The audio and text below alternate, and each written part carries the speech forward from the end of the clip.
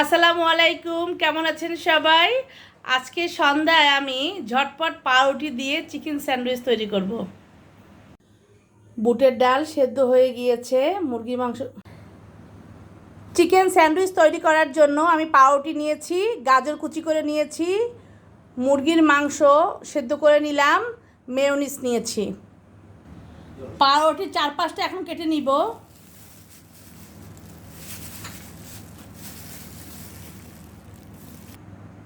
সেদ্ধ করা মুরগির মাংস ঢেলে দিলাম, গাজর কুচি দিয়ে দিলাম, গোলমরিচের গুঁড়া দিয়ে দিলাম, মেয়োনিজ দিয়ে দিলাম। আমি এখন ভালো করে মেখে নিব।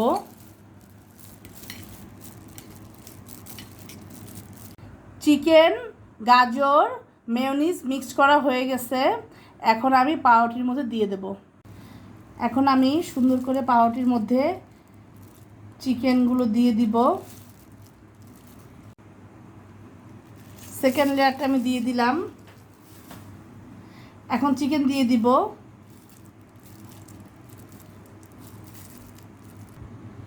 এখন আমি লাস্ট লেয়ারটা দিয়ে দিব। তৈরি হয়ে গেল আমাদের স্যান্ডউইচ, চিকেন স্যান্ডউইচ। খুবই সহজ, বাসায় এটা খুবই সহজেই তৈরি করা যায়। পরিবেশন করার জন্য চিকেন স্যান্ডউইচ প্লেটে সাজিয়ে নিলাম। আজকের ভিডিও এ পর্যন্তই। আল্লাহ হাফেজ।